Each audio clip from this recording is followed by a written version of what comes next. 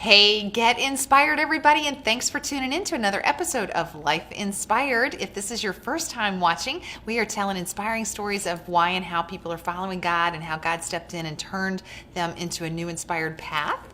And so if you're watching on YouTube, please share us from YouTube, subscribe to our channel. We're trying to up our YouTube followers. And also, if you're watching on Facebook, please like our Facebook page, share it. You can share it right now while you're watching, so we'd love that. And today's guest, I'm so excited to introduce, is Kim Becker. Hi. Thanks for coming back. Thanks for having me. Yeah, so this is your second time on It is. the program. And when we were having coffee kind of early last fall, I feel like we were like, oh, Kim, you need to come on again and tell more because you're doing new things with Hello Gorgeous.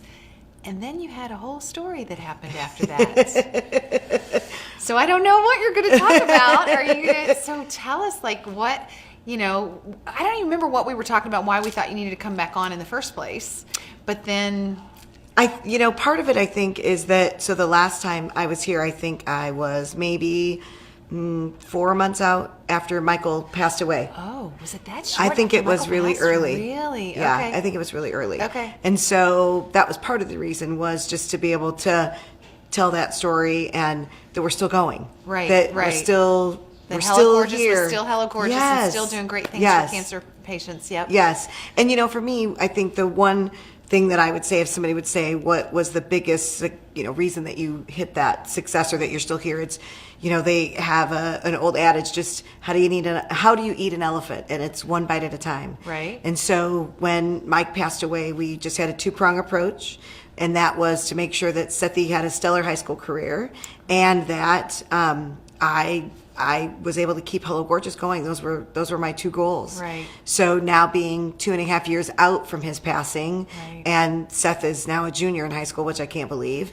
And the organization is phenomenal, and it's just grown by leaps and bounds. We had a big retreat over the weekend, and Trisha came up with it last year. We had a realization that so much of what we did was just the makeovers for the women battling Right. cancer. Right. But now it's like this whole plethora of things. There's so many things under the Hello Gorgeous umbrella between the Right. books and the online courses and so many of those things. So And I don't think you had the books before we did. Michael passed. Oh, We you did have Okay. the books. He helped me write them. Thank goodness. He was an English minor, and I was so grateful for that because I That's couldn't have done it awesome. without him. Very But just so many more facets to what we do to be able to make a much larger impact Right. on women battling cancer. Right. So when we were having coffee, I gave you Draw the Circle. You did And give me you Draw were the gonna- Circle. You were going to pray about something for 40 days. Yes. And you started praying for that something for 40 days. And then you got a diagnosis. Are I we did. talking about that at all? I did. So what happened was I was in the seat of many of the women that we serve. Right. And so I had a screening. The insurance company that I have offered just a free health screening, and I went and did the health screening, and with that came one of the kits where you do I think it's just like a colon kind of, it's not an exam, but you take a specimen and send it in. Right. And I did it. Healthy as can be. Yeah. No clue. No, I'm not on any medications. I'm just one of the healthiest people that you can get. And so I did that, sent it in, didn't think anything about it. And they called me and they're like, yeah, your sample came back positive. And I'm like, it came does back that mean? positive? Yeah, what does that mean? And they're like, well, you just need to follow up with your doctor. And I'm like, okay. So I really needed a colonoscopy when I was 50, but life happened when I was 50. Right. And so that wasn't a priority at that point in time. So I thought, oh, okay, we'll need that. Again, not thinking anything. I'm healthy. There's nothing going on. And so I went in, had the colonoscopy done. And when I was in there, they found a mass. And so it's not considered a colon cancer, but it was a very slow growing type of cancer. And so I had to go in for surgery and have 14 inches of my colon removed. And they took 21 lymph nodes and 4 were affected. Wow. It just has completely changed my perspective because I was now standing in the shoes of the women that I serve on a regular basis. Right. And for me, what was, years ago, I remember, Michael had been so sick. And so we had gotten devastating diagnoses and they shared the information with us. And it was always that you got a call and you went into the doctor's office and they sat you down and they were very empathetic. I was literally in the frozen food section at Martin's when the doctor called and said, yeah, it's cancer. And I'm like, excuse me? And he's like, yeah, you need to follow up. If you were going to get it, this is the good kind to get. And I'm like, I deal with women. There is no good kind of cancer to get. And so that was really very different. And just called you on your cell phone. Mm-hmm. They don't have a clue where you are, what you're doing. Or that I was by myself. Right. And so then I literally waited like 12 or 13. I didn't tell anybody. And so this Not even Trisha. No, I didn't even tell her. Not till later that night. But what was very interesting to me, when you talk about the way God works, this was always my fear. Because I was Michael's caregiver for 20 years. Right. And then I cared for him until the very end. And so then my fear was, well, who's going to take care of me? If something were to ever happen to me, who is going to be that person? Or how am I going to get through this and not be by myself? And it was incredible.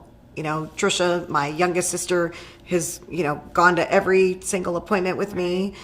We stayed with my mom. I'm grateful that my mom is young enough that we were able to hang out at her house, and she was phenomenal. And I didn't want Seth, and being a single parent, then that was the toughest thing too, is how do I tell him? How do I tell him, oh yeah, by the way, the only parent you have left has been diagnosed with cancer? Right. And so, we sat down, we had a conversation. So the first thing we told him was we were just having surgery. We didn't tell him anything else was going on.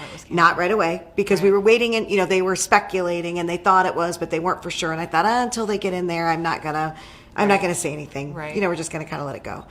And then when it was, there's no sense in getting him geeked up about something when you don't have all the information. For sure. Absolutely. So once we found out, we went back to the doctor. Yep, this is what it was. We took 14 inches out. We're pretty sure we got it all. We still want you to follow up with an oncologist and somebody just to kind of keep a good eye on you. There wasn't any sense in telling him that information until that time. So, one of the things, it's tough, right? And I think part of it is that when you follow God, especially with the calling that we've taken on, not everybody, but I expected that I would be protected from everything else. Oh, wow. Did you really? Yes. Interesting. So, 2017 in April, we lost the bus to a fire. Right. In 2017, we lost Michael, one of the founders. And so I'm like, okay, I paid my dues.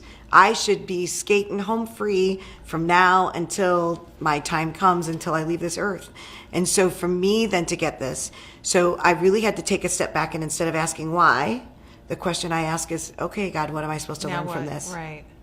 Because there must be something that I need to learn from this. There must be something. And so to be in this place where all of these women are at, to now sit opposite the doctor that I hear so many times about, to be that person sitting there, it's changed.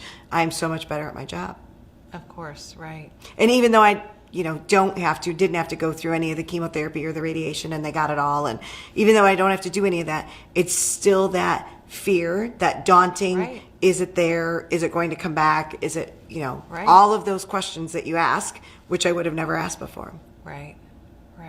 Yeah. So it's been interesting. I kind of feel like because of what you do, you put a bullseye target on your chest for the enemy to shoot his flaming arrows and try and knock you out of your seat, because you're battling this, this tragedy that affects so many families. It's not just the one that's the patient.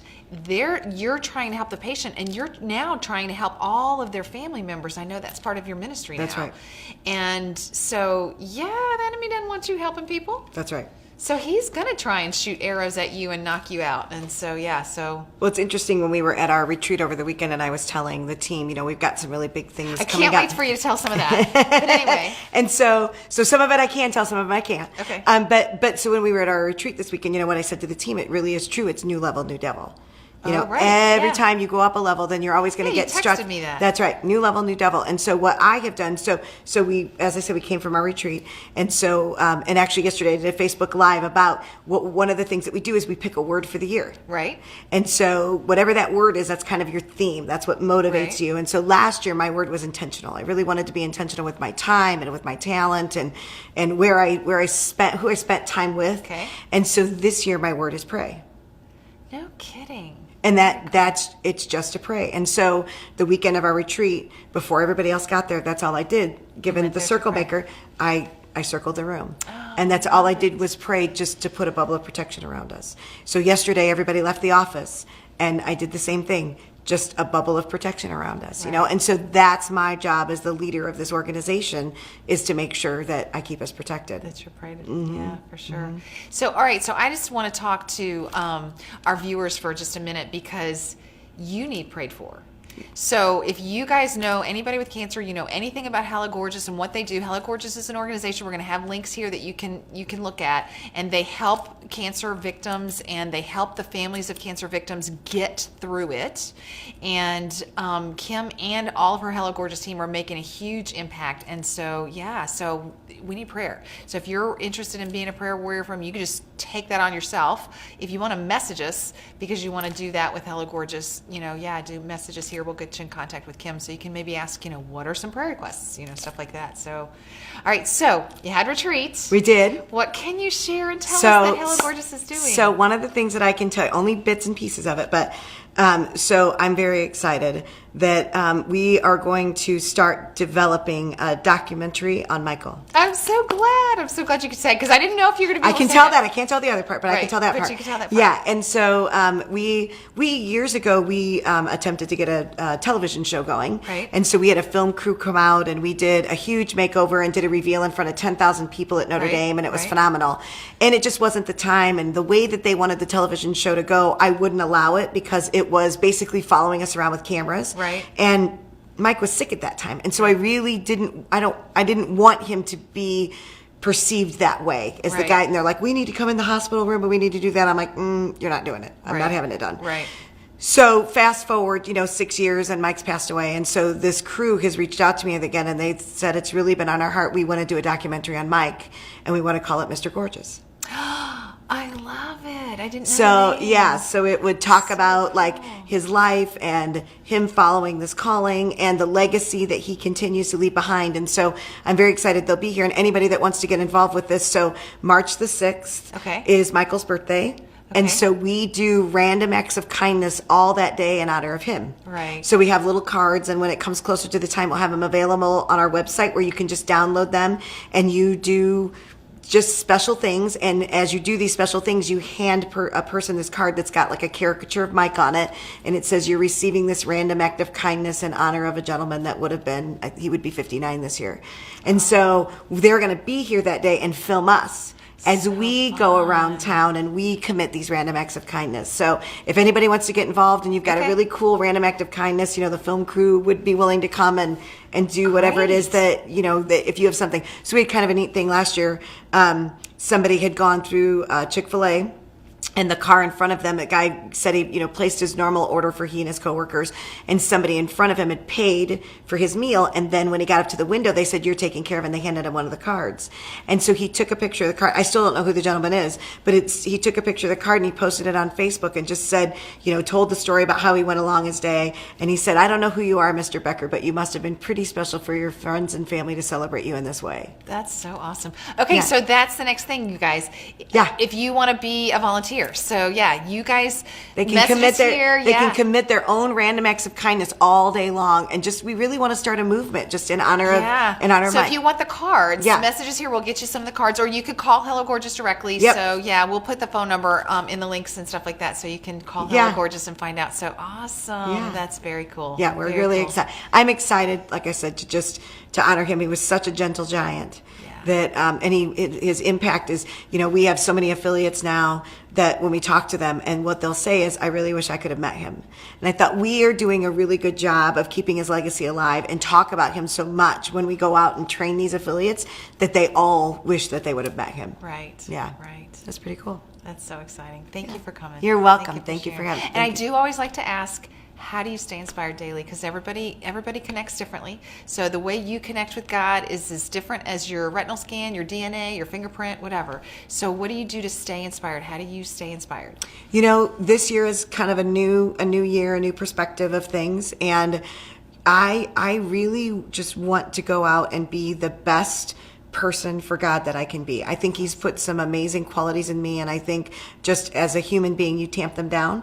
So in my bedroom, I have a whiteboard. I know that's not normal, but I do. And on that board are all these I am statements.